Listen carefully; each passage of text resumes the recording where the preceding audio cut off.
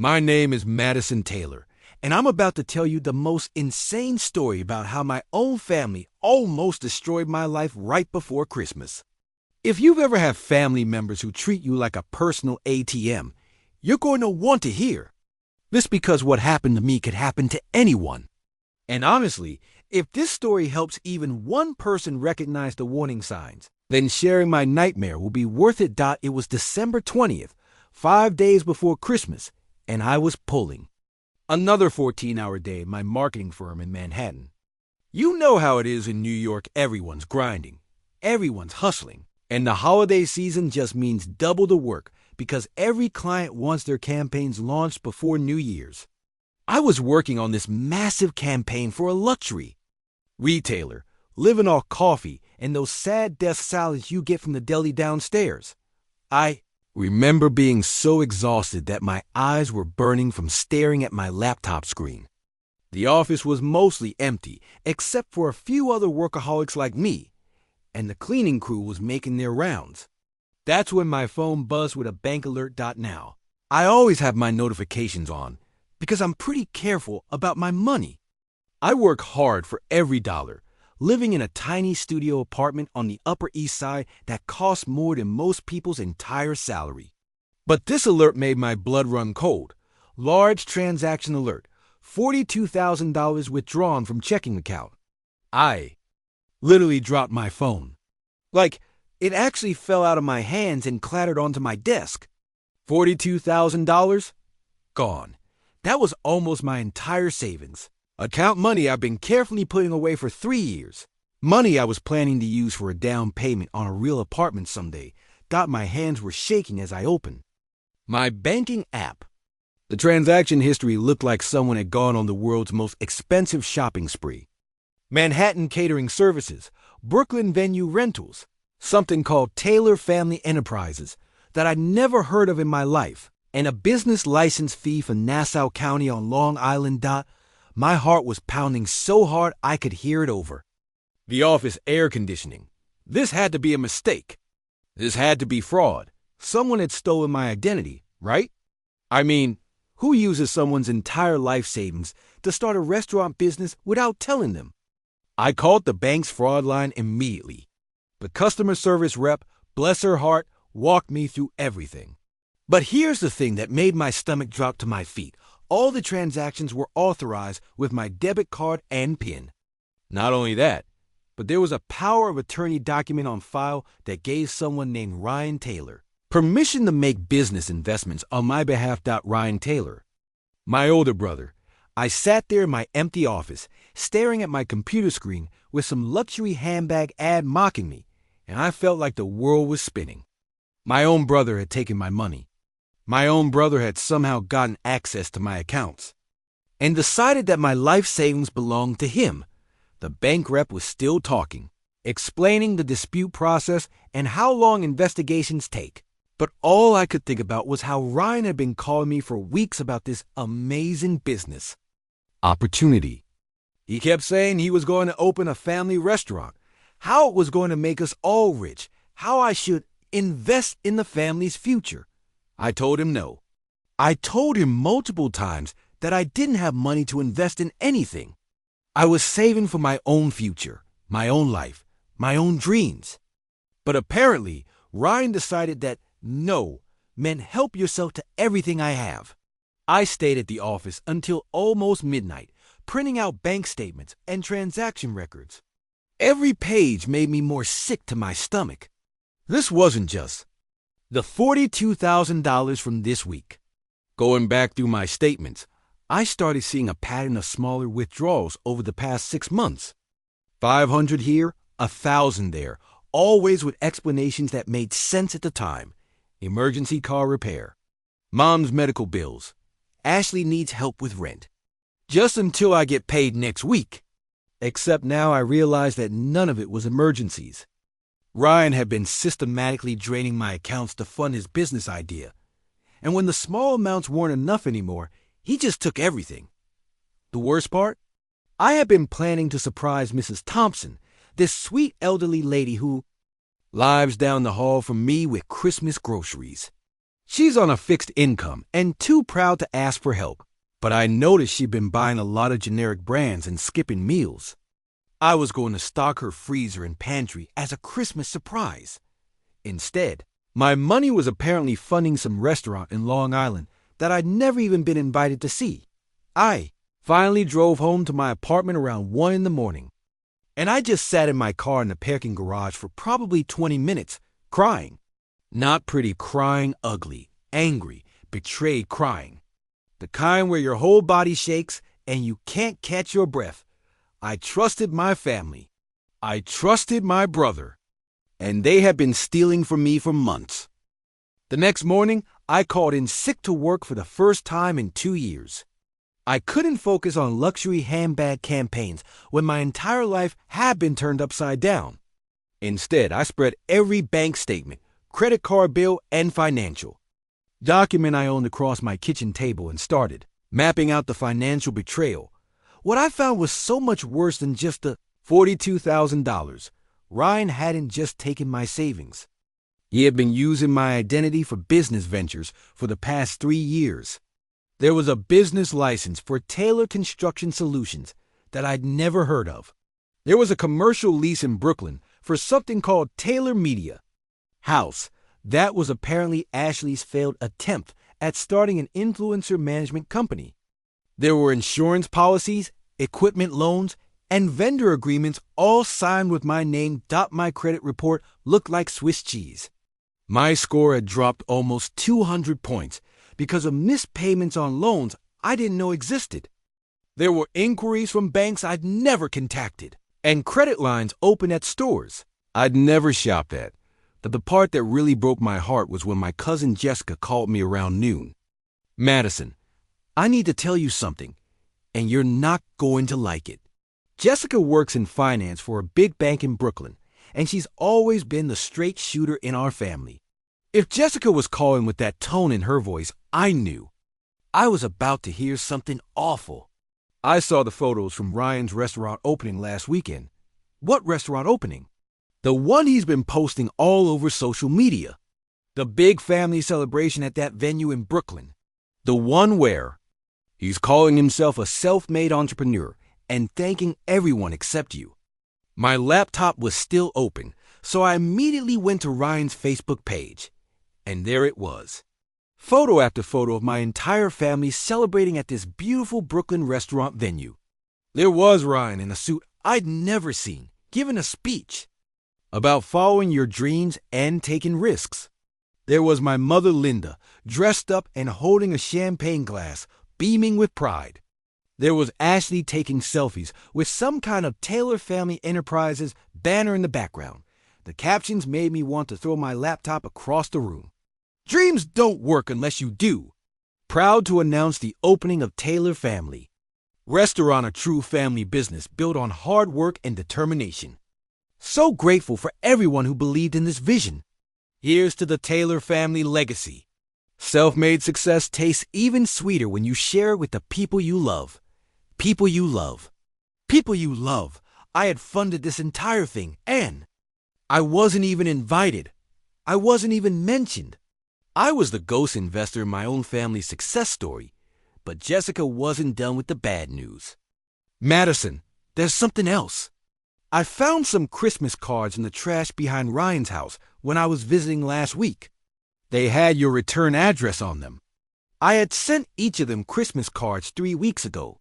Beautiful, expensive cards with personal messages about how much I loved them and how grateful I was for our family. Cards that I spent time picking out, writing heartfelt messages in, and mailing with hope that maybe this Christmas would be different. They threw them away, unopened. The same people who had been systematically stealing from me for years couldn't even be bothered to read my Christmas cards. That's when I started making a list. Not just of the money they'd taken, but of every time I'd helped them financially over the years. Every emergency, every temporary loan, every time they guilt-tripped me into paying for something. Ryan's wedding 5 years ago, $15,000 for catering upgrades, flowers, and the rehearsal dinner. I wasn't even in the wedding party because his wife thought I was too career-focused. and wouldn't fit the aesthetic. Mom's emergency medical bills 2 years ago, $8,000 that I later found out insurance had actually covered completely. The money went toward a vacation to Florida that I saw on her Facebook. Ashley's apartment deposit in Brooklyn. $5,000 for a trendy loft that she uses primarily for Instagram photos. She posts about her hustle and independence while living in an apartment I'm paying for. Emergency car repairs, emergency pet vet bills, emergency utilities, emergency groceries. 3 years of emergencies that were never actually emergencies. I have been supporting an entire family of adults who are perfectly capable of supporting themselves. And instead of being grateful, they had decided that stealing from me was easier than asking. The worst part was realizing that every family gathering, every holiday, every birthday celebration had been funded by money they'd taken from me without permission. I wasn't a family member. I was a business expense. I spent the afternoon building up the courage to call Ryan directly. Part of me hoped there was some explanation, some misunderstanding, some way that taking my entire life savings could make sense. Maybe he was planning to surprise me. Maybe he was going to pay me back with interest. Maybe there was a reason that my own brother would steal from me. I was wrong. I called him around 4 o'clock, right when I knew he'd be finishing up his construction work for the day. My hands were literally shaking as I dialed his number. "Hey, Madison, perfect timing. I was just about to call you." His voice was so cheerful, so casual, like nothing had happened. Like he hadn't just stolen more money than most people making. "A year. Ryan, we need to talk. About my bank account." There was a pause. Just a few seconds, but long enough for me to hear him take a deep breath. "Oh, that. Yeah, I figured you'd notice eventually. Like I was supposed to just ignore $42,000 disappearing from my account. Ryan, you took my money. You took all of my money without asking. Madison, calm down. It's not like I stole it. We're family. And honestly, you owe this family a lot more than money.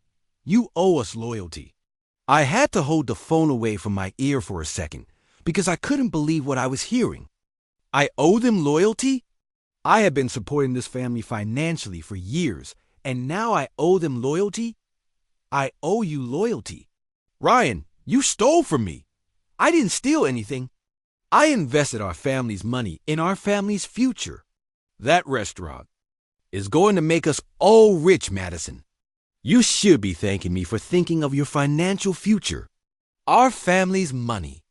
My savings account had become our family's money without anyone asking me. You didn't invest anything, Ryan. You stole my life savings. You used my name on business documents without permission. You've been taking money from my account for months. Look, Madison, I don't know why you're being so dramatic about this. You make good money. You don't have kids. You don't have real responsibilities. What were you going to do with that money anyway? Buy more of those self-help books. I could hear my mother's voice in the background, and Ryan wasn't even trying to be quiet about it.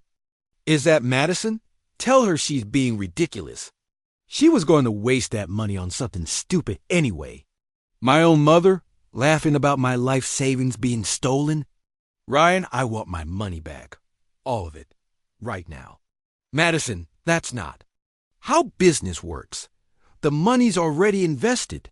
It's tied up in equipment and inventory and rent deposits. I can't just write you a check. Then you're going to have to figure it out because what you did is called theft and fraud and identity theft. Oh, come on, Madison. You're going to call the police on your own family over money? Do you know how pathetic that sounds? That's when I heard Ashley's voice join the conversation. Apparently, this was turning into a family conference call about why I was wrong too. Be upset about being robbed. Madison, you're being so selfish right now. Ryan's trying to build something for all of us, and you're acting like he committed some kind of crime. He did commit a crime, Ashley. He stole my money. It's not stealing. When it's family, Madison. God, you've become so cold since you moved to the city. Money has changed you. Money has changed me. The money that I earned, that I saved, that they stole from me has changed me. You know what? I said, and I surprised myself with how calm my voice sounded. You're right. Money has changed me.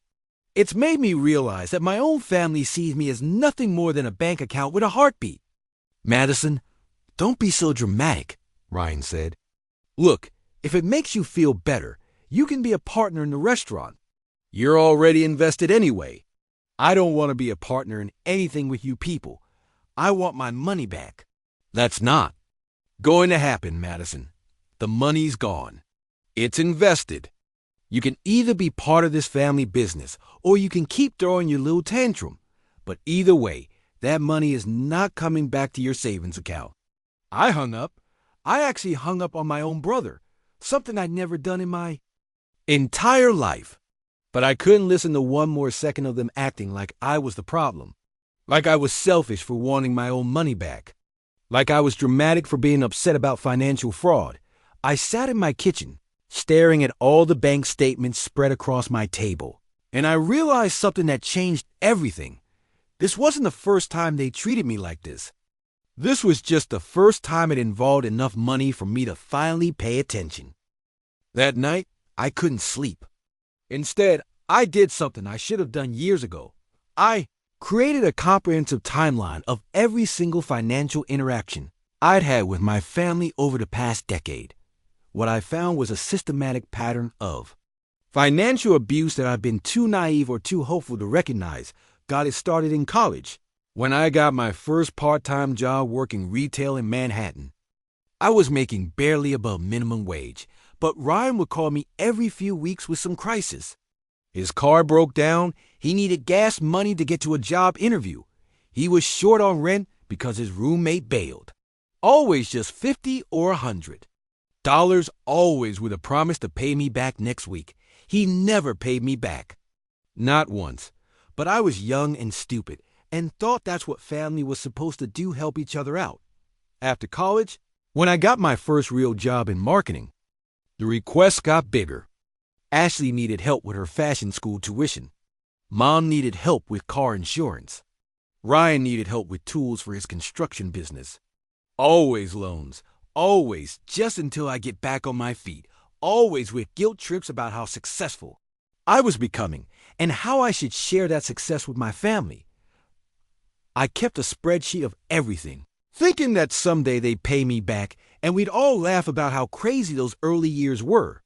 Instead, the spreadsheet just got longer and longer, and the amounts got bigger and bigger.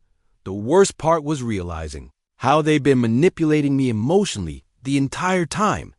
When I graduated college, Ryan gave this big speech at my graduation party about how proud he was of his little sister, how I was going to be the first tailor to really make it in the world, how the whole family was counting on me to lift everyone up.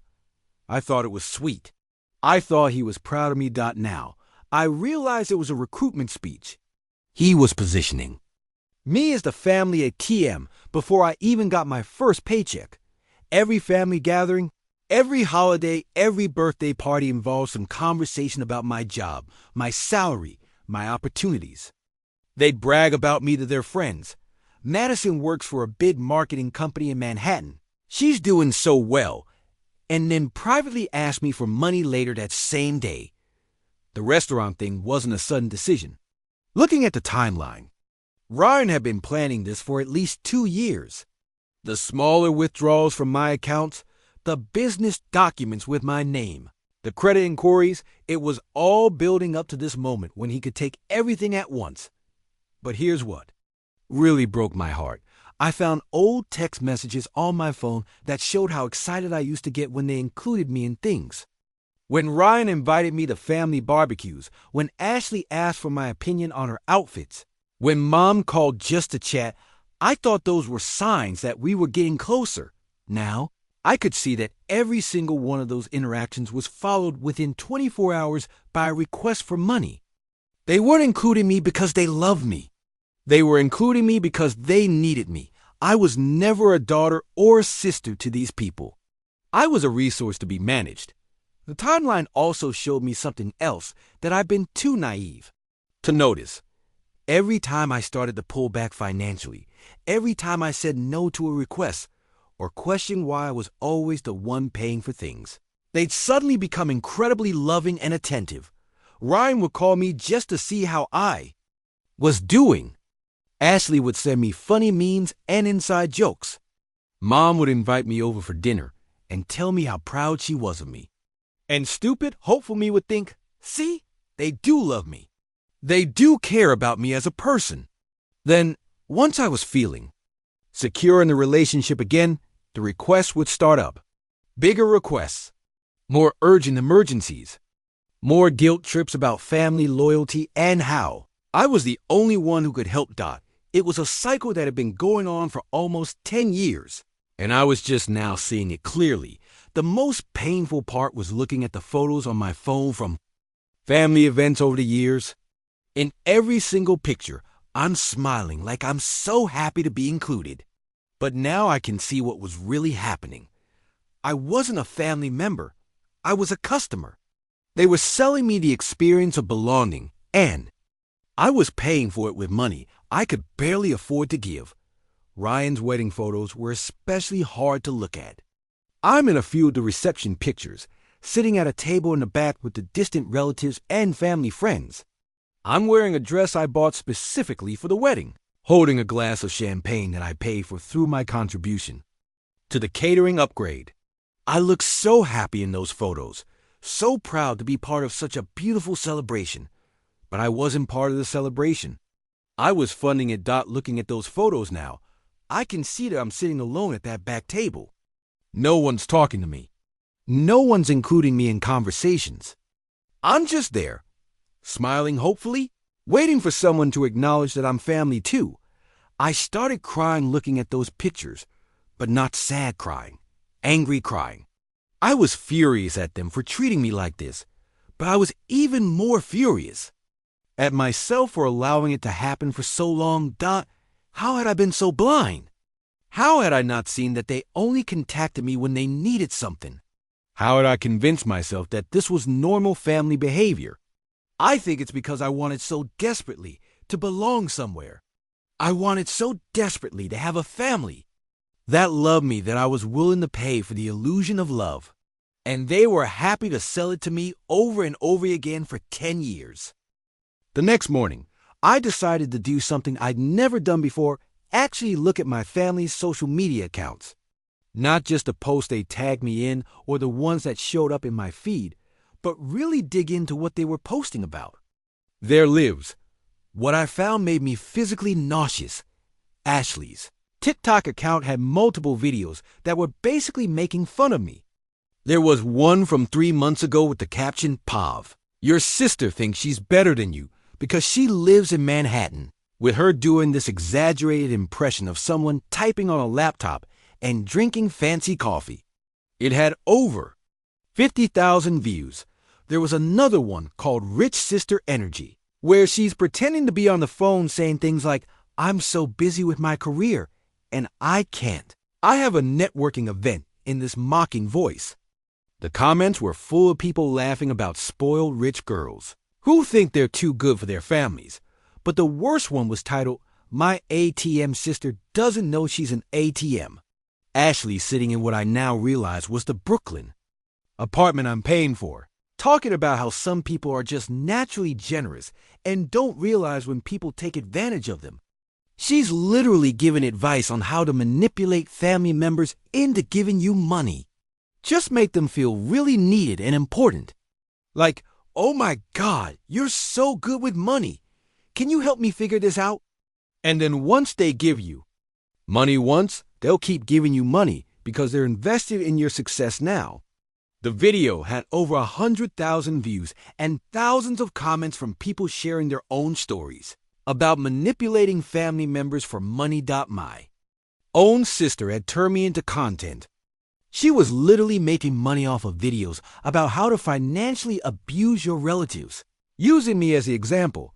But Ryan's social media was even worse in a different way. His Facebook page was full of posts about being a self-made businessman and grinding for the family legacy. There were motivational quotes about hard work and determination, photos of him at construction sites talking about building his empire from the ground up, and long posts about the importance of taking risks and believing in yourself. The restaurant. Opening photos were all over his page, with captions about how proud he was to build something for his family's future.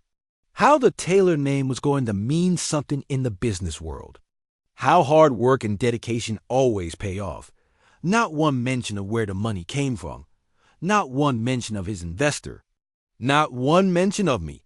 But the comments on his posts were what really got to me. Friends and family members congratulating him on his success, talking about how inspiring his journey was, how he proved that anyone can make it if they work hard enough. My own mother had commented on multiple posts. So proud of my son for following his dreams. The Taylor family is going places. I had funded those dreams. I had made those places possible. But I was completely erased from the story. Then I found something that made me realize this betrayal went even deeper than. I thought Jessica had mentioned seeing my Christmas cards in Ryan's trash, so I decided to check if any of them had posted about Christmas presents or holiday plans. What I found was a whole album on my mother's Facebook page called Christmas 2022 Family Gifts. Photo after photo of expensive presents that I now realize were purchased with my money. There was Ashley, holding a new MacBook Pro with the caption, "Santa knows I've been good this year." There was Ryan with a set of professional power tools, captioned, "Ho, ho, ho, someone's been supporting my business dreams." There was Mom with a beautiful jewelry set, captioned, "My children know how to spoil their mama." They had been using my stolen money to buy each other Christmas presents and posting about it, like they were being generous with each other. But that wasn't the worst part. The worst part was the comments under each photo. My relatives and family friends were commenting about how lucky they were to have such thoughtful family members. How nice it must be to have kids who take care of their parents. How wonderful. It was to see a family that takes care of each other. And my family was basking in all these compliments about their generosity and thoughtfulness. Knowing full well that they hadn't spent a dime of their own money on any of it, I scrolled through 3 years of holiday photos and birthday posts and celebration pictures, and slowly realized that I had been funding my own exclusion from family events for years. They were using my money to throw parties I wasn't invited to, buy gifts for each other that I'd never receive, and create memories that I'd never be part of. The really sick part was that they were also posting about me sometimes. Not tagging me, just talking about me. Posts about how sad it was that I was too busy with my career to spend time with family. Posts about how money changes people and makes them forget what's really important. Posts asking for prayers for family members who have lost their way. They were literally using my stolen money to fund a lifestyle that allowed them to sit around talking about how materialistic and selfish I had become. I found a post from Ryan from 6 months ago that said, "Sometimes the people you love the most become the people you recognize the least." Praying for family members who have forgotten that money isn't everything. This post was made the same week he took $3,000 from my account for emergency car repairs that I now knew were actually deposits for restaurant equipment. He was stealing from me and then posting on social media about how I become too materialistic. I spent hours going through their social media accounts, and by the end, I felt like I didn't know these people at all. The family I thought I belonged to didn't exist. These were strangers who happened to share my DNA and had been running a long con on me for years. The worst realization was that they weren't even good at hiding it. All the evidence was right there, posted publicly for anyone to see. They just knew that I loved them too much to look for it. They were right. Until now, I was spiraling, like really spiraling. The kind where you sit on your kitchen floor at 2 a.m, scrolling through social media posts that prove your entire family has been lying to you for years. And you start questioning everything you thought you knew about yourself. That's when Jessica called me. "Madison, I've been thinking about our conversation yesterday, and I need to tell you some things that you're not going to want to hear." Jessica has always been the family truth teller. She's the one who told me when my high school boyfriend was cheating on me. The one who warned me that my first boss was stealing credit for my work. The one who never sugarcoats anything. If Jessica had more bad news, I knew I needed to hear it. I've been recording conversations with your mom and Ryan for the past few months. You've been what? I know how that sounds, but Madison, they've been saying things about you that were so awful. I started keeping evidence because I knew someday you'd need to hear it. My heart started pounding. What could they possibly be saying about me that was worse than stealing my life savings? Your mother has been telling people at church that you've abandoned the family. She tells people that you make all this money in the city and refuse to help your struggling family members. She actually asked the congregation to pray for your heart in heart. I felt like I was going to throw up. My mother was telling her church friends that I was selfish and heartless while using my stolen money to buy herself jewelry and vacation trips. And Ryan has been telling his contractor friends that you're mentally unstable. He says you have shopping addictions and spending problems, and that's why the family has to manage your finances sometimes. He's been setting up this narrative for months that you're irresponsible with money. They weren't just stealing from me. They were destroying my reputation to justify the theft. Jessica sent me audio recordings that night. Hours of conversations where my family discussed me like I was a problem to be solved rather than a person to be loved. They talked about my money like it was community property. They talked about my success like it was somehow taking away from theirs. They talked about me like I was an inconvenience they had to manage. But Jessica wasn't the only person who reached out that week. Mrs. Johnson, this sweet elderly woman from my mother's church, called me completely out of the blue. Madison, dear, I hope you don't mind me calling. Jessica gave me your number. I felt like I needed to tell you something about what your mother has been saying at church. Mrs. Johnson had been listening to my mother complain about me for months. According to Mom's version of events, I was a selfish career woman who had forgotten my family roots. I was making all this money in the city and refusing to help my poor, struggling family members who had sacrificed so much to help me succeed. But Madison, I never believed a word of it. I've seen how generous you are. You helped pay for my husband's funeral expenses 2 years ago when you barely knew us. You've been quietly helping families in our congregation for years. I know exactly who you are, and you're nothing like the person your mother describes. Mrs. Johnson had kept a list of all the ways I'd helped people over the years. Things I'd forgotten about or thought were no big deal.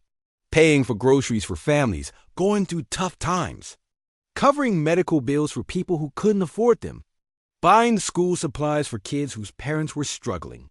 Your mother talks about you like you're stingy and selfish. But I've watched you give away thousands of dollars to people who needed help. The difference is, you do it quietly, without expecting praise or recognition. You do it because you actually care about people, not because you want credit for being generous.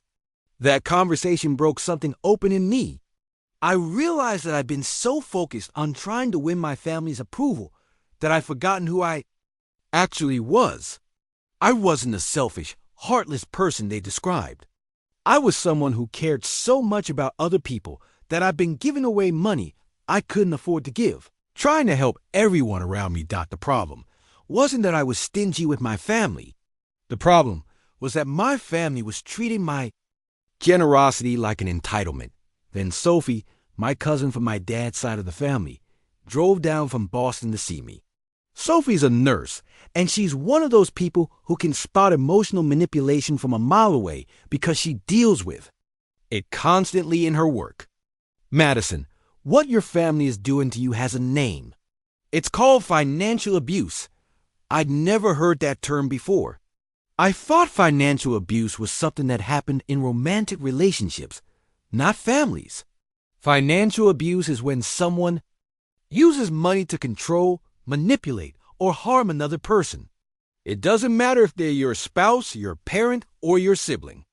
Taking your money without permission, using your credit without consent, Making financial decisions that affect you without including you, that's all financial abuse. Sophie explained that what my family was doing was actually a textbook case of financial abuse.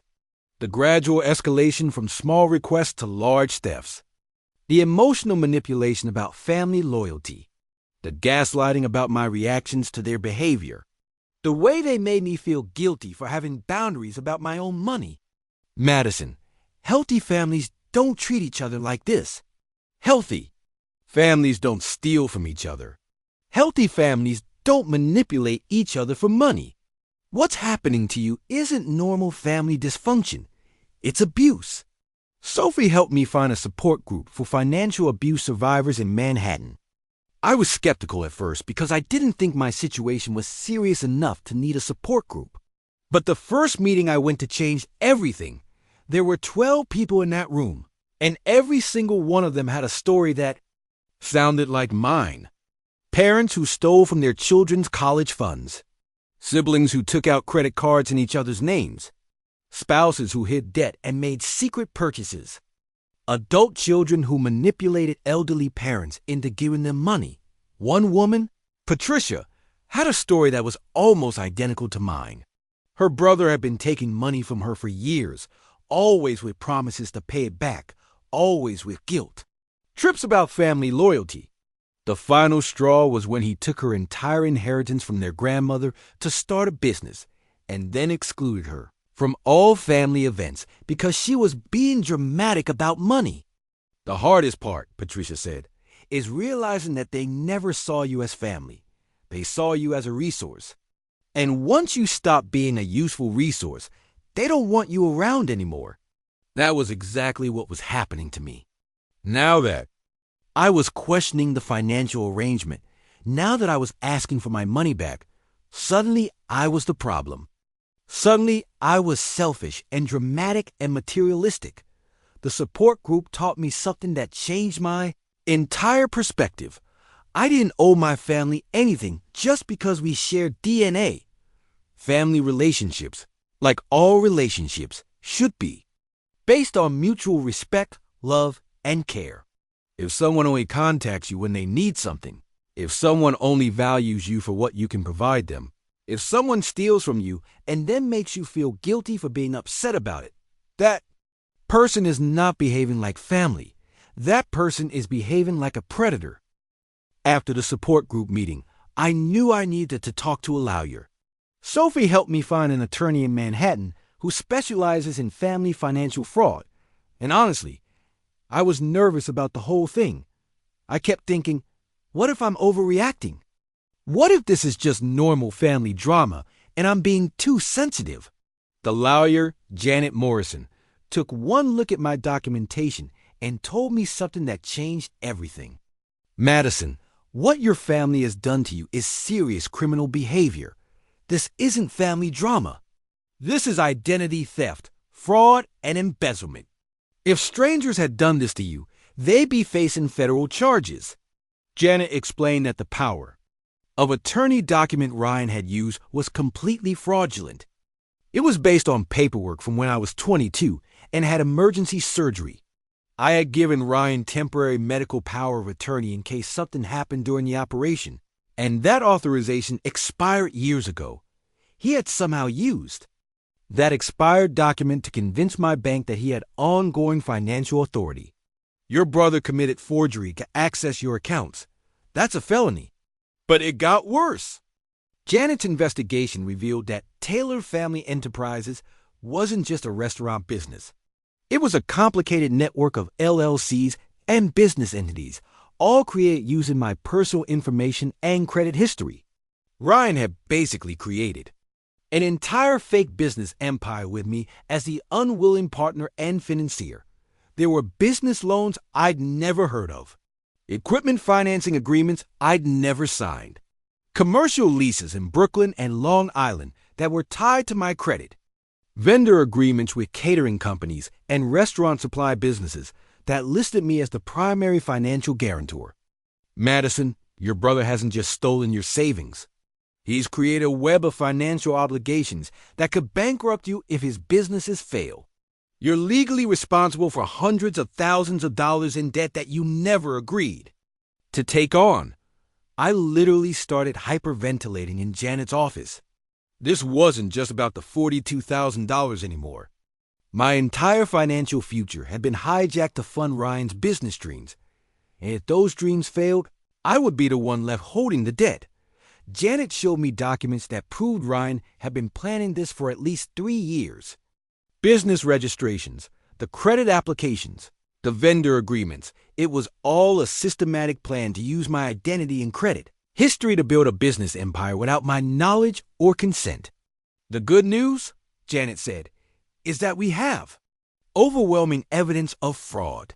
The bad news is that unwinding this mess is going to take months, maybe years. And in the meantime, you're vulnerable to creditors who think you legitimately owe this money. We filed a police report that same day. Detective Maria Rodriguez from the Manhattan District Attorney's Office took my statement and looked through all the evidence Janet had compiled. I see cases like this more often than you'd think, Detective Rodriguez told me. Family financial fraud is incredibly common, but it's underreported because victims feel guilty about prosecuting their relatives. What your brother did isn't a family dispute, it's organized financial crime. The detective explained that Ryan could be facing multiple felony charges: identity theft, fraud, forgery, and embezzlement. If convicted, he could go to prison for up to 10 years. The question is, are you prepared to follow through with prosecution? Because once we start this process, your family is going to do everything they can to make you feel guilty for sending your brother to jail. I thought about that for a long time. Was I really ready to potentially send my own brother to prison? Was I ready for the entire family to hate me forever? Was I ready to be branded as the selfish sister who chose money over family? Then I remembered Ashley's TikTok videos mocking me. I remembered Ryan's social media posts about being self-made. I remembered my mother asking her church to pray for my hardened heart while wearing jewelry bought with my stolen money. Yes, I told Detective Rodriguez, I'm ready. That afternoon, Janet helped me freeze all my credit reports and put fraud alerts on all my accounts. We contacted every business and creditor that Ryan had involved in his schemes and began the process of proving that I had never authorized any of these transactions. The hardest part was calling my employer's HR department to explain why my credit report suddenly looked like a disaster. I was terrified they might think I was financially irresponsible or that I might lose my job over this mess. But my HR director, Carol, was incredibly understanding. Madison, you're a victim of identity theft. This reflects on the criminals who hurt you, not on your character or your judgment. The company has resources to help employees who are dealing with financial crimes. You're not going through this alone. Carol connected me with the company's legal assistance program and helped me take family leave so I could focus on untangling the financial mess Ryan had created. For the first time in weeks, I felt like someone was actually on my side. That evening, I sat in my apartment with all the legal paperwork spread across my kitchen table, and I felt something I hadn't felt in years. Powerful. Not because I was seeking revenge, but because I was finally standing up for myself. I was finally saying that my life, my money, and my future mattered. I wasn't just a resource for other people to exploit. I was a person with rights, and those rights had been violated. And for the first time in my adult life, I was going to fight back. While Janet was working on the legal side of things, I decided to do some detective work of my own. If Ryan had been systematically stealing from me for years, I wanted to know exactly how deep this betrayal went. What I found was worse than I ever imagined. They hadn't just been stealing my money. They'd been stealing my entire identity to fund their lifestyles. I started with my Netflix account, something I never really paid attention to because the monthly fee was so small. But when I actually looked at the viewing history, I realized that 3 different households were using my account. Ryan's family in Long Island, Ashley in Brooklyn, and my mother in Queens were all streaming movies and shows on my subscription. that led me to check my other subscription services. Spotify Premium, 4 different devices, none of which were mine. Amazon Prime, shipping addresses in 3 different boroughs, hundreds of orders I'd never made. Adobe Creative Suite, being used. For Ashley's freelance graphic design business that I'd never heard of. Even my Costco membership was being used by the entire family. My mother had somehow gotten herself an additional card and had been buying groceries and household items for months, charging everything to my account.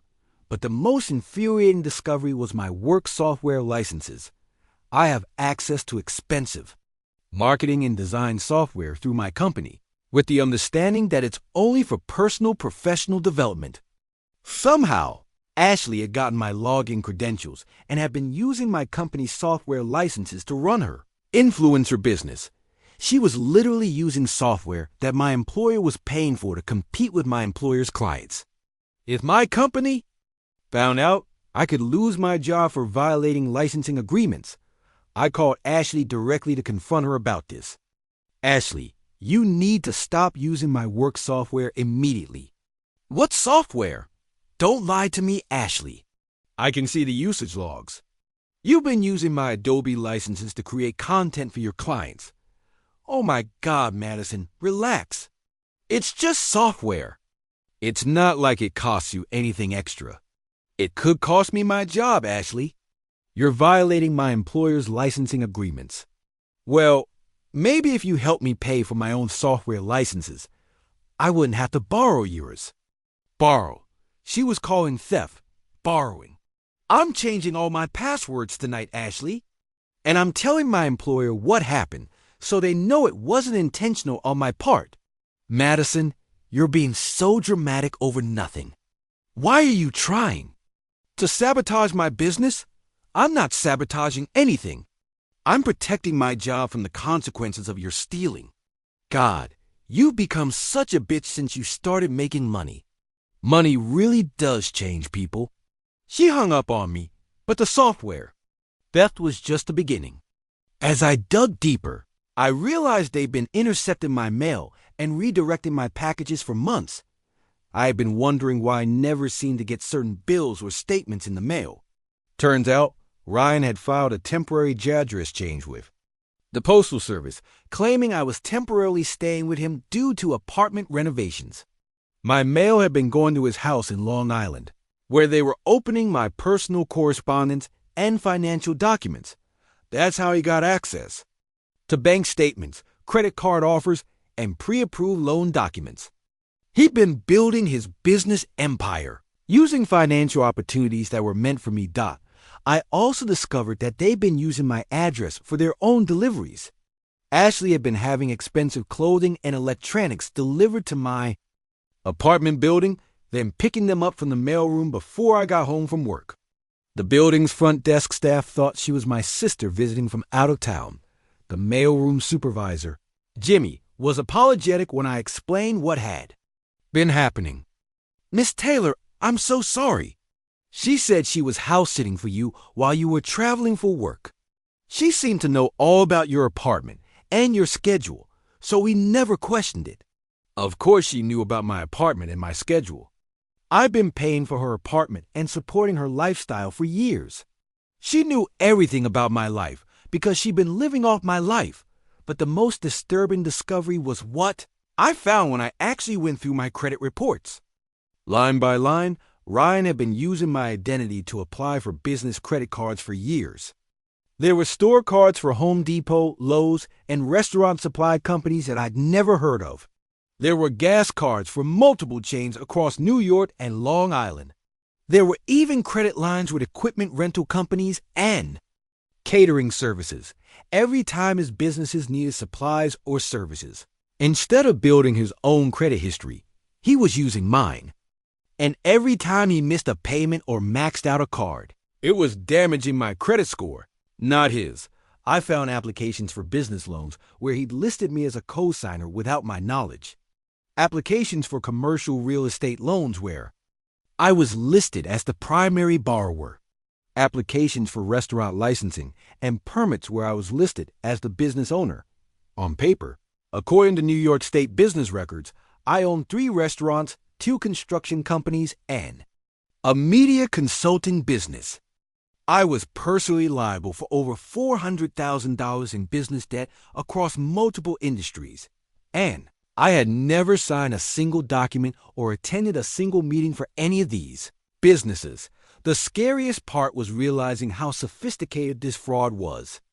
This wasn't just a desperate brother stealing money for drugs or gambling. This was a systematic, organized effort to use my identity and credit history to build a business empire without my knowledge. Ryan had essentially made me an unwilling partner in multiple businesses, responsible for all the debt and liability, while keeping all the profits and control for himself. When I showed Janet all this new evidence, her reaction scared me. Madison, this is worse than identity theft. This is organized fraud on a massive scale. Your brother has created a criminal enterprise using your identity.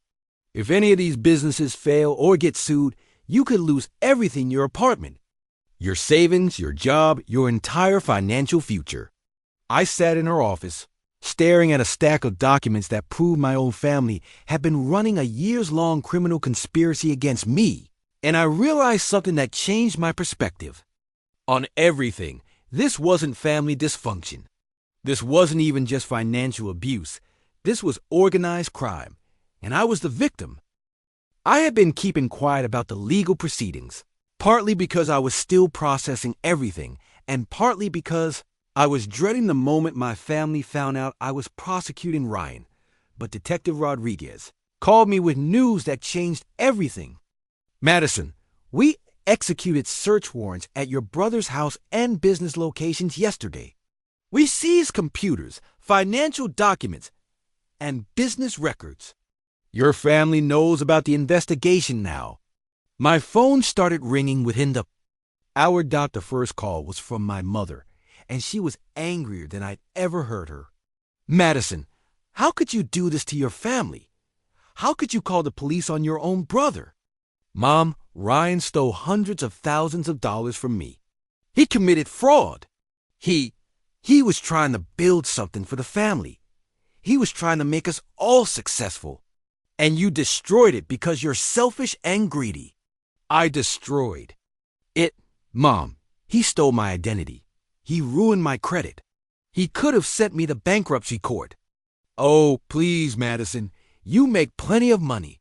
You could afford to help your family, but instead you choose to send your brother to prison. Do you know what this is doing to his children? Do you know what this is doing to me? What it was doing to his children, what it was doing to her. Not what Ryan's crimes had done to me.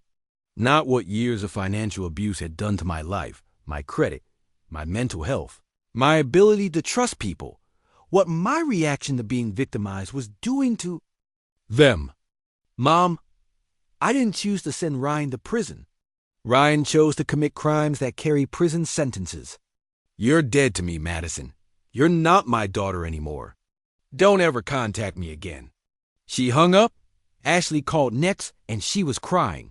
Hysterically. Madison, they arrested Ryan at his job site. In front of all his workers.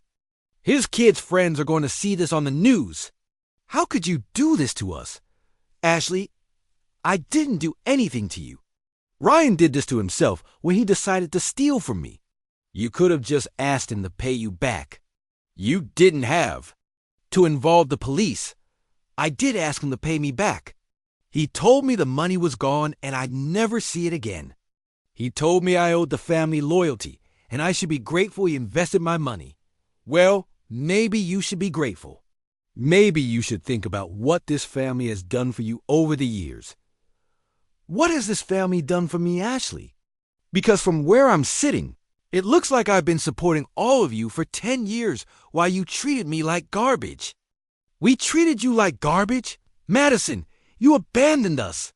You moved to the city and became this cold, materialistic person who only cares about money. I only care about money? Ashley, you made TikTok videos teaching people how to manipulate their families for money, using me as the example. There was a long pause. You saw those.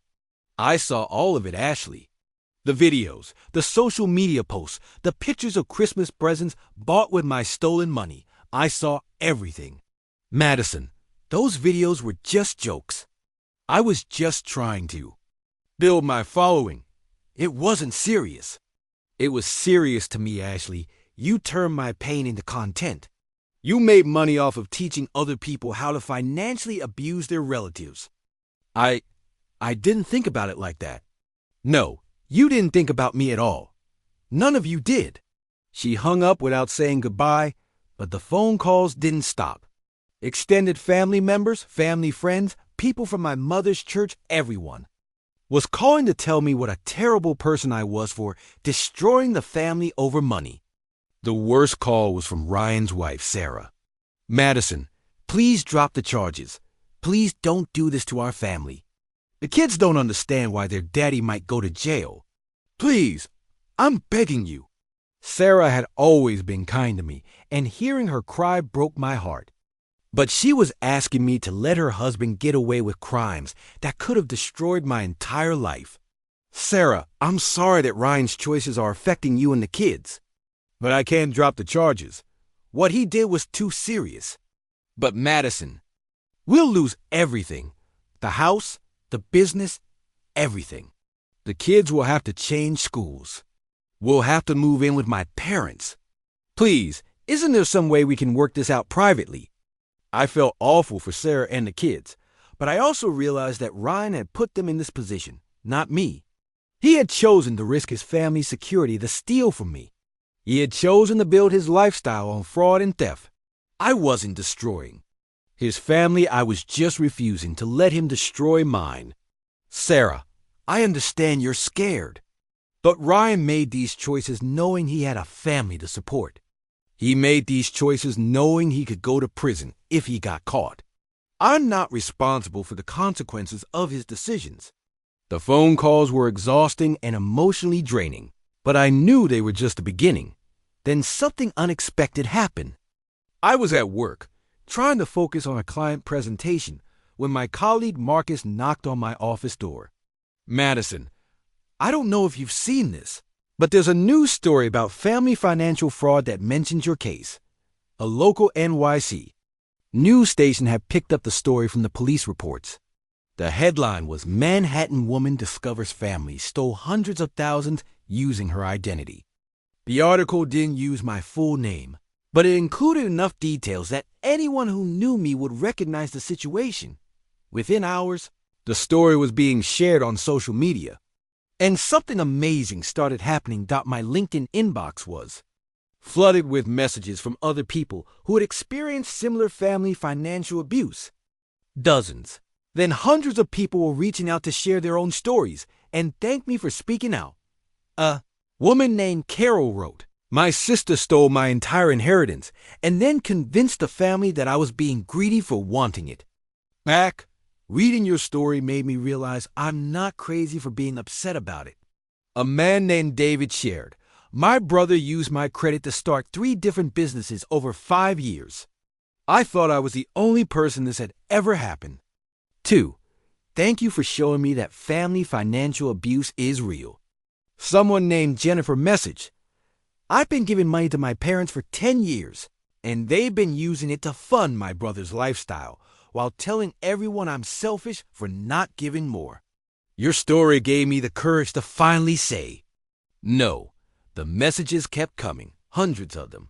People who had been financially abused by parents, siblings, children, and extended family members. People who had been made to feel guilty for having boundaries about their own money. People who had been told they were selfish for not wanting to be financially exploited. I realized that my story wasn't unique.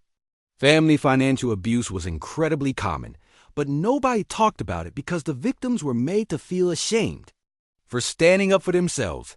That's when I decided to do something that scared me but felt necessary. I wrote a LinkedIn post about my experience. I want to share something personal that might help other people recognize financial abuse within their families. For 10 years, my family has been systematically stealing from me, using my identity to fund their businesses, and manipulating. me into believing that setting financial boundaries was selfish.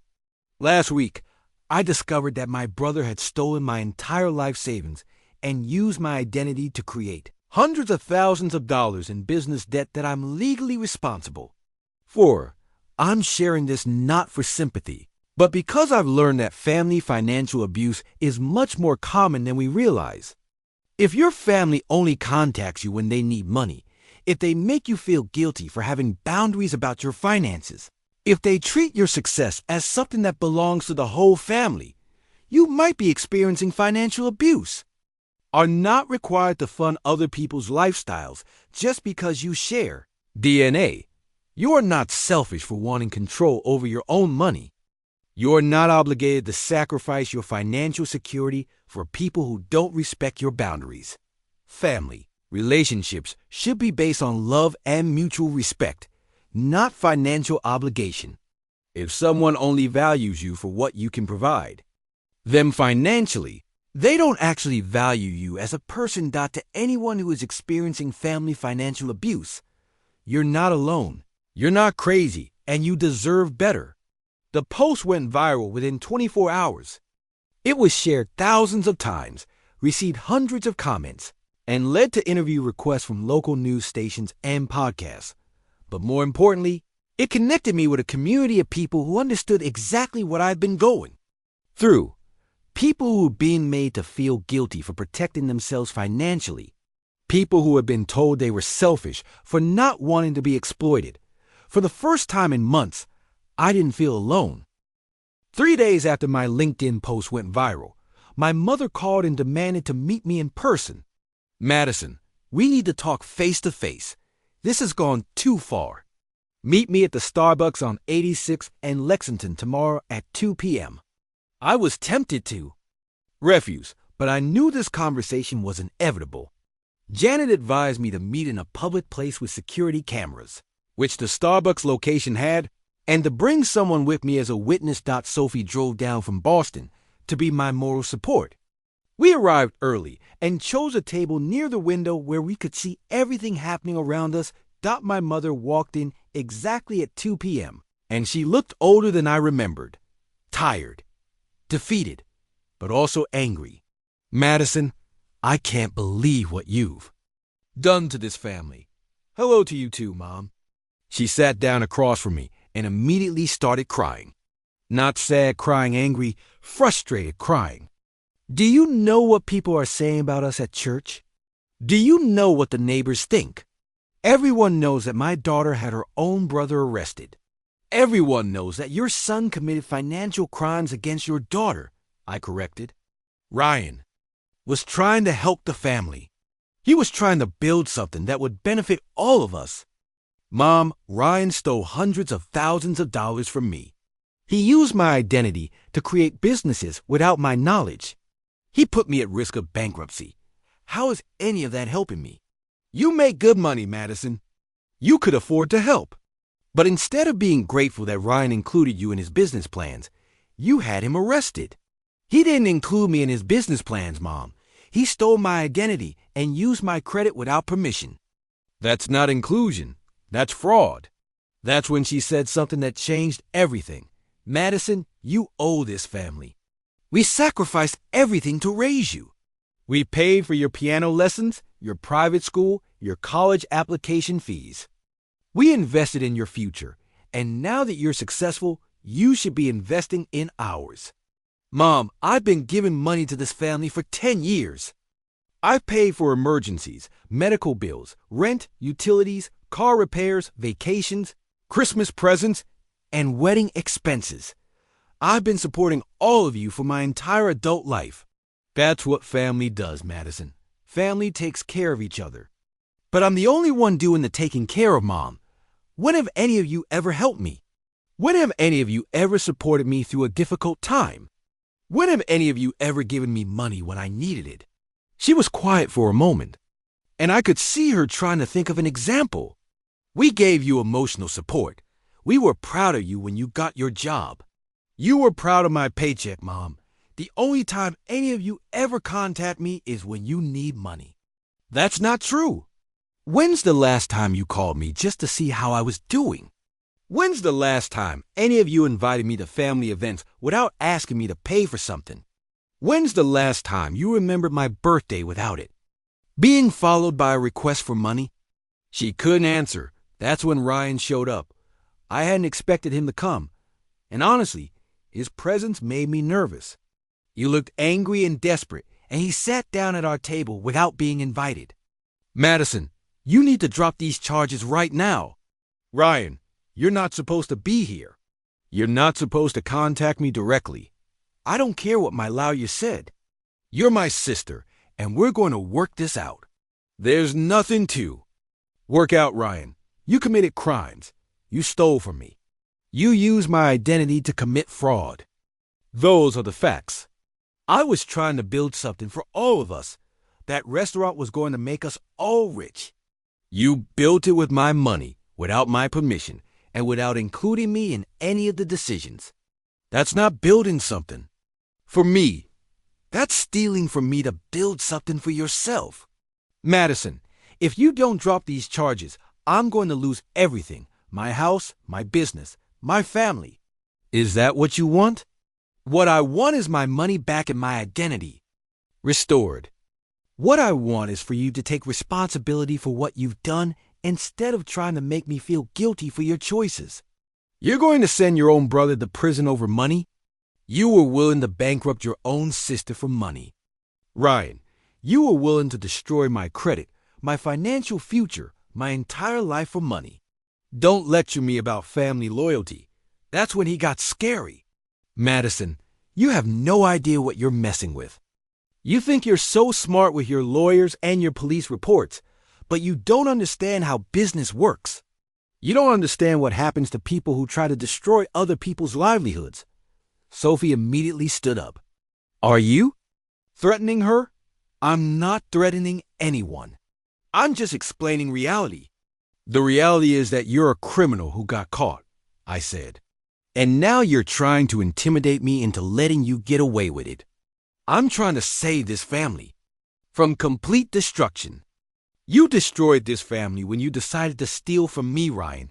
You destroyed it when you chose money over relationships. You destroyed it when you decided that my financial security mattered less than your business dreams. Madison, please. My mother interrupted. Please don't do this. Please don't send Ryan to jail. Please don't destroy our family. I'm not destroying anything, Mom.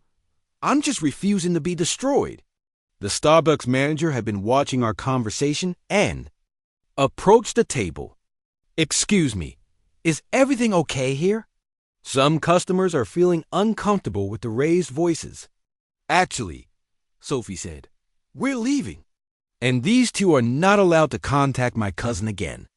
As we stood up to leave, my mother grabbed my arm. Madison, if you go through with this, you're not welcome in this family anymore. You'll never see your nieces and nephews again. You'll never be invited to holidays or birthdays or weddings. Is that really what you want? I looked at her for a long moment, and I felt something I hadn't expected, relief. Mom, I haven't been welcome in this family for years. The only time any of you wanted me around was when you needed something from me. You threw away my Christmas cards. You excluded me from family events. You talked about me behind my back while using my stolen money to fund your lifestyles. You already cut me out of this family. I'm just finally accepting it. Madison, I'm done, Mom. I'm done being your ATM. I'm done being your scapegoat. I'm done sacrificing my financial security for people who don't actually care about me.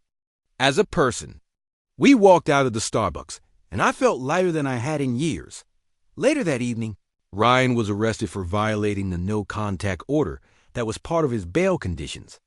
Detective Rodriguez called to let me know. He's going to be held until his trial now. The judge revoked his bail after the Starbucks incident. Your family can't contact you directly anymore. Any communication has to go through attorneys. For the first time in months, I felt safe. Christmas 2023 was the first Christmas I spent completely alone in my adult life, and it was the most peaceful Christmas I'd ever experienced. I checked into a beautiful hotel in Midtown Manhattan on Christmas Eve. I ordered room service, watched movies, read books I've been meaning to read for months, and slept for 12 hours straight without worrying about family drama or financial emergencies. On Christmas morning, I woke up in a comfortable bed with no urgent phone calls, no guilt, trips, and no requests for money. I ordered breakfast from room service, sat by the window watching the snow fall on the empty streets, and felt something I hadn't felt in years. Contentment that I wasn't spending. Christmas morning, frantically trying to coordinate gift deliveries for people who didn't appreciate them. I wasn't fielding phone calls from family members complaining about each other. I wasn't wondering if the Christmas presents I bought with my hard-earned money would be enough to prove that I loved them. Instead, I was just existing peacefully, without the constant stress of managing other people's emotions and expectations. Around noon, Sophie called to check on me. "How are you doing, Madison? Are you okay being alone today?" "You know what? I'm more than okay. I'm actually happy." "Really?" "Really. For the first time in years, I'm spending Christmas exactly how I want to spend it. No drama, no guilt trips, no financial stress, just peace." That afternoon, I did something I'd never done before. I went for a walk through Central Park in the snow, and I called Mrs. Johnson from my mother's church. "Mrs. Johnson, it's Madison Taylor. I hope I'm not bothering you on Christmas." "Oh, Madison, dear, not at all. How are you holding up, sweetheart?" "I'm doing better than expected, actually. I was wondering, would you like some company today? I know the holidays can be lonely." Mrs. Johnson invited me over for Christmas dinner, and I spent the evening with her and 3 other elderly church members who didn't have family nearby. We played cards, shared stories, and laughed until my stomach hurt. These people, who had known me for less than a year, treated me with more genuine warmth and affection than my biological family had shown me in a decade. As I was leaving, Mrs. Johnson pulled me aside. "Madison, I want you to know that what you did standing up for yourself was brave and necessary. I've seen too many young people destroy their lives trying to please family members who don't deserve their sacrifice." "Thank you, Mrs. Johnson. That means more to me than you know. And I want you to know that you have family here. Not by blood, but by choice. We care about you for who you are, not for what you can provide us." That night, back in my hotel room, I realized something profound. I had been so focused on trying to earn love from people who were never going to give it to me that I had missed the love that was already available from people who actually valued me as a person. Jessica called on New Year's Eve to update me on the legal proceedings. Ryan pled guilty to avoid a trial. He's getting 5 years in prison and has to pay full restitution. The judge ordered the liquidation of all his business assets to pay you back. How much am I getting back? Not everything, but more than we expected. About 60% of what he stole, plus the court is ordering him to pay you monthly restitution payments once he gets out of prison. It wasn't perfect, but it was justice. More importantly, it was validation that what happened to me was serious, criminal behavior, not just family drama. And Madison, there's something else. That LinkedIn post you wrote has been shared over 10,000 times. You're getting interview requests from podcasts, news shows, and magazines. People want to hear your story. I had mixed feelings about the media attention, but I realized that sharing my experience could help other people recognize financial abuse in their own families. That's when I decided to start a blog about family financial abuse. Nothing fancy, just honest writing about what I'd learned, resources for other victims, and encouragement for people who were struggling to set boundaries with financially abusive relatives. The response was overwhelming.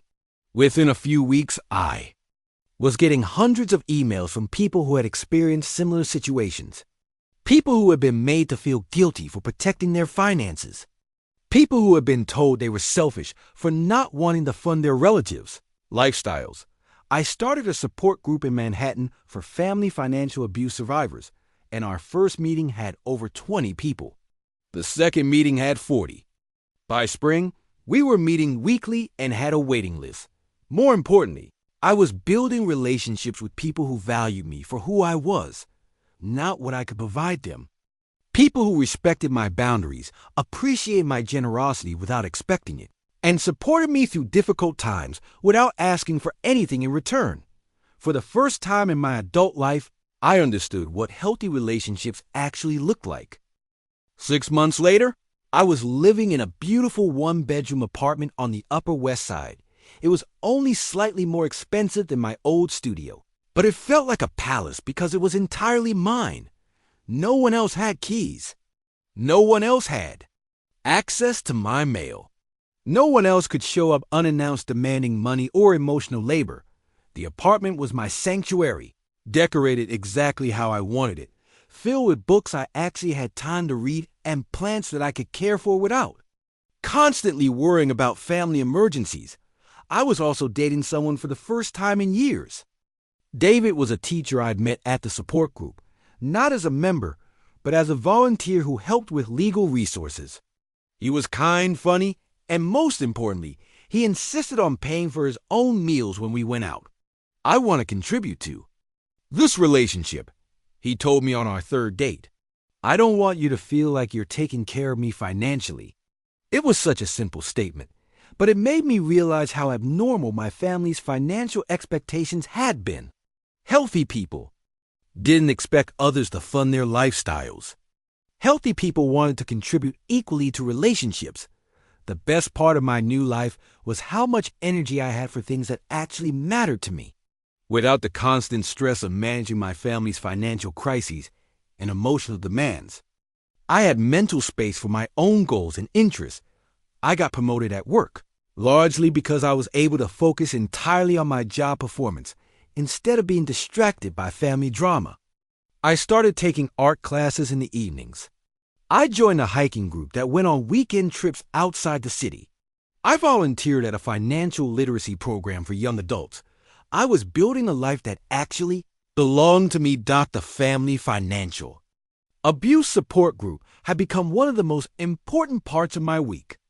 Every Tuesday evening, 12 to 15 people would gather in a community center room in Manhattan, and we'd share our experiences, our victories, and our ongoing challenges. There was Patricia, whose brother had stolen her grandmother's inheritance. There was Michael, whose parents had been using his credit cards for years. There was Sarah, whose adult daughter kept manipulating her into paying for things she couldn't afford. All of us had been made to feel guilty for having boundaries about money. All of us had been told we were selfish for not wanting to be financially exploited. All of us had believed at some point that love meant sacrificing our financial security for other people. But together, we were learning that love doesn't require financial sacrifice. Love doesn't require you to fund other people's lifestyles. Love doesn't require you to accept abuse in exchange for the possibility of affection. One evening, Patricia shared something that changed my perspective on everything. I used to think that cutting off my family meant I was alone in the world. But now I realize that cutting off people who were using me made room for people who actually loved me. I have more real family now than I ever had when I was trying to buy my relatives' affection. That was exactly what had happened to me. By ending relationships with people who only value me for my money, I had made space for relationships with people who value me as a person. Mrs. Johnson had become like a grandmother to me.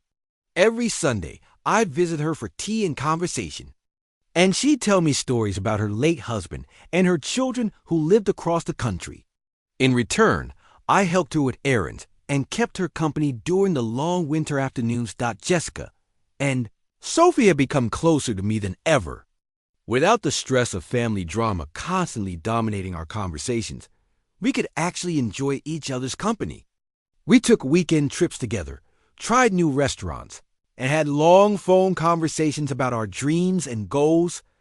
I had built a network of friends from work, from my art classes, from the hiking group, and from the support group. People who respected my time, appreciated my generosity without expecting it, and supported me without asking for anything in return. These relationships felt completely different from the ones I'd had with my biological family. There was no underlying tension about money, no guilt trips about obligations, no walking on eggshells to avoid triggering someone's anger or disappointment, just genuine affection, mutual respect, and the comfortable knowledge that these people liked me for who I was, not what I could do for them. On my 30th birthday, my chosen family threw me a surprise party. 20 people gathered in my apartment to celebrate me, and everyone brought something to contribute: food, drinks, decorations. Music. No one expected me to plan or pay for my own party. No one made demands about what I should do or how I should celebrate. They just wanted to show me that I was loved and appreciated. As I looked around my apartment that night, surrounded by people who genuinely cared about me, I realized something that would have seemed impossible a year ago. I was happier without my biological family than I had ever been with them. I wasn't missing out on anything by cutting off people who had only valued me for my money. I was finally experiencing what real love and genuine relationships actually felt like.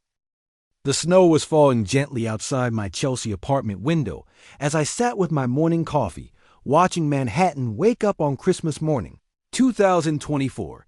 Exactly 2 years had passed since that nightmare morning when I discovered $42,000 missing from my account. Today, as I watched the city sparkle under fresh snow, I couldn't help but marvel at how completely my life had transformed. My phone was already buzzing with Christmas messages from my chosen family. Sophie had sent a photo from the hospital where she was working her holiday shift. She'd drawn little Santa hats on her stethoscope and written "Merry Christmas" to my favorite success story. Jessica had texted from her family's Christmas gathering in New Jersey. "Mom made those cookies you love. Saving you a dozen for our post-Christmas chosen family dinner tomorrow." Mrs. Johnson from down the hall had left a Christmas card under my door with her familiar handwriting. "Dear Madison, thank you for teaching an old woman that it's never too late to learn about healthy boundaries. Can't wait for our Christmas movie marathon at 3 p.m. I smiled, setting my phone aside. This warmth, this genuine affection from people who love me simply for existing. This was what family actually meant. As I sipped my coffee, I thought about the woman I'd been 2 years ago. That Madison had been exhausted, anxious, and constantly walking on eggshells, always worried about the next family crisis that would require her money. She'd measured her worth by how much she could give, how many problems she could solve, how many people she could rescue. That woman felt like a stranger to me now. The transformation hadn't happened overnight.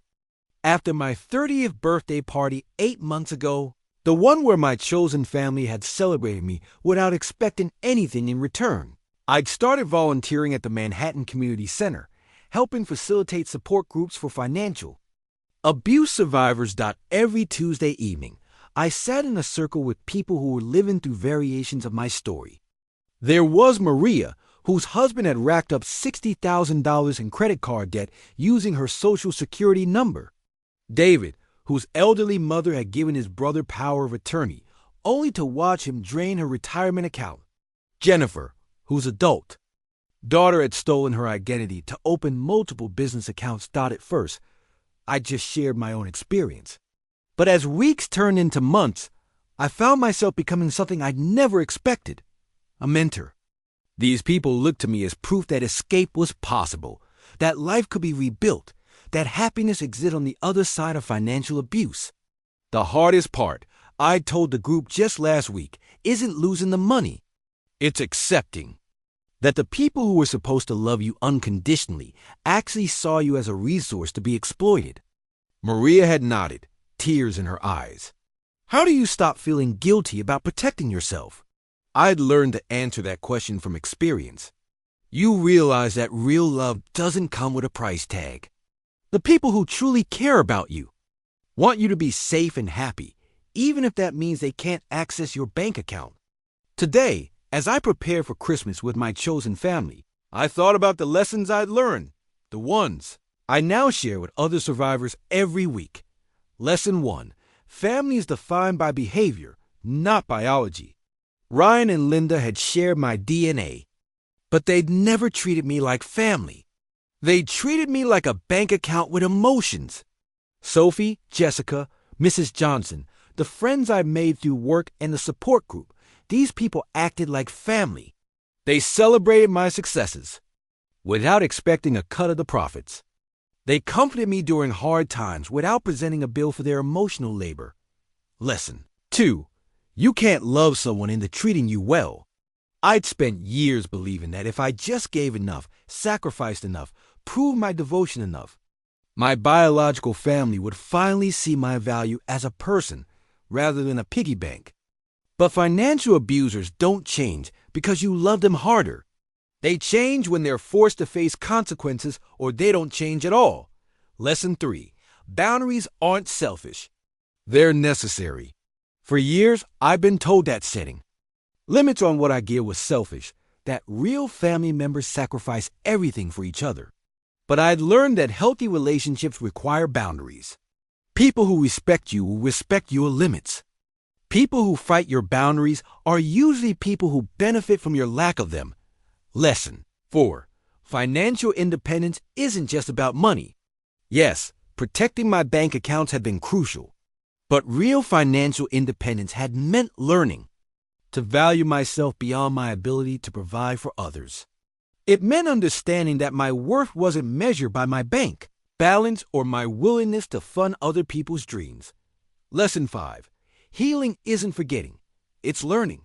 Some days, I still felt sad about losing the family I thought I had. But I'd learned to grieve the relationship I wanted rather than mourning the loss of what actually existed. Ryan and Linda had never seen me as anything more than a source of funding. Accepting that truth had been painful, but it had also been liberating. My phone rang, interrupting my thoughts. For just a moment, my heart rate spiked to learn response from years of dreading family phone calls. But when I looked at the screen, I saw Sophie's name and felt my shoulders relax. "Merry Christmas, you beautiful, boundary-setting goddess," she said when I answered. I laughed. "Merry Christmas to you, too. How's your shift going? Quiet for once?" "I'm actually calling because I have news." Her voice got excited. "Remember Jennifer from Group? The one whose daughter stole her identity for those business loans?" "Of course. How is she?" "She called me last night." "Madison. She got her first apartment. Her own place, with her name on the lease and nobody else's. She said she used your line. She told her daughter, 'I love you, but I won't finance your disrespect anymore.'" Tears pricked my eyes. "Really? Really?" "She wanted me to tell you that your story gave her the courage to believe she deserved better. She's spending Christmas alone in her new place, just like you did 2 years ago. And she said she's never felt more peaceful." I had to pause for a moment, overwhelmed by the ripple effect of healing. 2 years ago, I'd been convinced that spending Christmas alone was proof of my failure as a daughter and sister. Now I understood it had been proof of my success as a human being who valued herself enough to demand respect. "That's incredible. I finally managed. Thank you for telling me. You've helped so many people, Madison. I hope you know that." After we hung up, I sat in my quiet apartment, surrounded by the life I built from scratch. My walls displayed artwork I'd chosen, photos of friends who genuinely cared about me, certificates from the financial literacy classes I'd started teaching at the community center. On my kitchen counter sat a small stack of Christmas cards, not obligation cards from people who expected expensive gifts in return, but genuine holiday wishes from people who were grateful to have me in their lives. There was one from my old coworker Janet, who'd written, "Thank you for showing me what it looks like to choose yourself. Your courage inspired me to finally leave my toxic relationship." Another from Michael, a man I'd met at the support group, whose wife had emptied their joint savings account for her gambling addiction. 1 year clean from financial abuse. "Thanks to your example, my kids and I are building a new life." Even my boss had sent a card thanking me for the authentic leadership I brought to our team after my story had gone viral on LinkedIn. The article I'd written about family financial abuse had been shared thousands of times, and I'd gotten dozens of messages from people who'd recognized their own situations in my words. I walked to my window, and looked out at the snow-covered city. Somewhere out there, Ryan was probably struggling with his latest business venture, still convinced that his failures were everyone else's fault. Linda was likely complaining to anyone who'd listen about her ungrateful daughter who'd abandoned the family. Ashley was probably posting Instagram stories about how families should stick together, conveniently ignoring her own role in my financial abuse. And you know what? That was okay. They were living their lives according to their values, and I was living mine according to mine. The difference was that my values no longer included accepting mistreatment in the name of family loyalty. At 3 p.m., Mrs. Johnson knocked on my door with a bag of homemade cookies and a selection of classic Christmas movies. We settled onto my couch, the one I'd bought with my own money, in my own apartment, decorated exactly how I wanted, and started our holiday tradition. You know, she said during the opening credits of It's a Wonderful Life, I used to feel sorry for people who spent holidays alone. I thought it meant they were lonely or unloved. And now? I asked. She smiled, reaching over to pat my hand. Now, I know the difference between being alone and being lonely. Some of the loneliest people I know are surrounded by family who don't really see them. As we watched George Bailey learn about the value of his life, I reflected on my own journey. 2 years ago, I felt like my life was meaningless without my family's approval, worthless without their acceptance. I believed that cutting them off would leave me empty and alone. Instead, removing people who only value me for my money had made space for people who value me for my heart, my strength, my humor, and my humanity. Later that evening, as I prepared dinner for tomorrow's chosen family Christmas celebration, I thought about the email I'd received that morning from a woman in Seattle who'd read my LinkedIn article. Dear Madison, she'd written, I've been supporting my adult son financially for 15 years while he's called me selfish for not doing more. Your story helped me realize that I'm not his mother. I'm his ATM. I'm ready to change that. Thank you for showing me that love without boundaries isn't really love at all. These messages came regularly now, people who recognized their own stories and mine, who found the courage to demand better treatment from family members who've been financially exploiting them. Each one reminded me that my pain had been transformed into purpose, that my struggle had become someone else's roadmap to freedom. As I fell asleep that Christmas night, I felt profound gratitude not just for the chosen family I'd found, but for the woman I'd become. The Madison who discovered that missing $42,000 had been devastated, terrified, and convinced she was nothing without her family's approval. The Madison lying in her own bed, in her own apartment, surrounded by genuine love and respect, knew better. I'd learned the most important lesson of all. You can't control how people treat you, but you can control whether you accept it.